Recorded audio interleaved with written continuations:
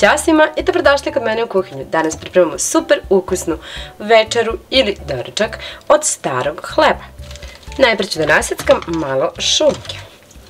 Možete da koristite ono što imate u frižideru. I količinu sami određujete. Zatim ćemo da naseckamo i malo sira. Ovo je feta, može biti bilo koji sir.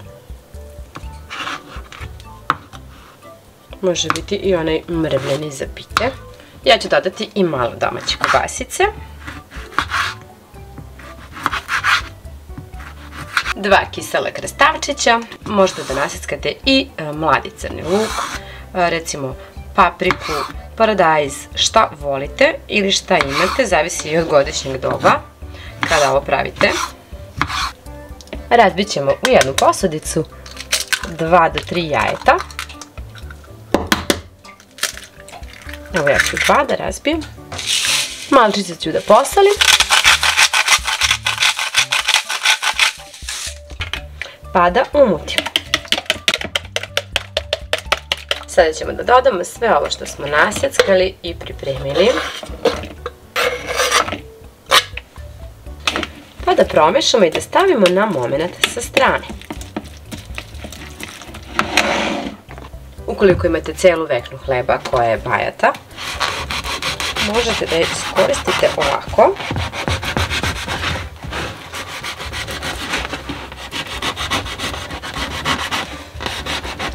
Napravit ćemo jedan čamac i izrezati ovo sve.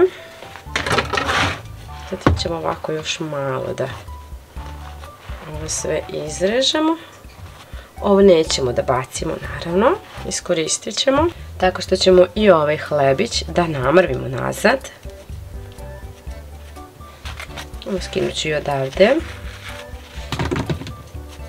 Hlebić, ovu koru ipak neću, koru ću možda za nešto drugo da iskoristim, da je osušim, pa recimo da je sameljem i dobijem prezlu.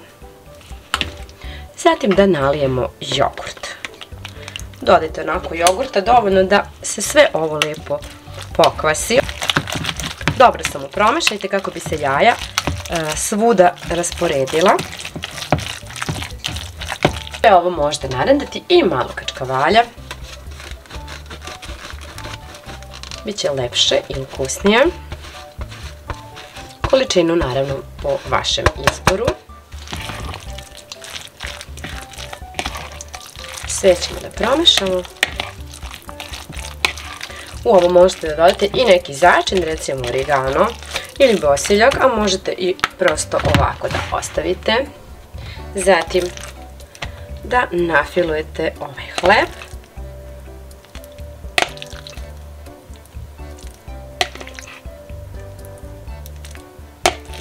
Mogu vam reći da će ovo da bude super.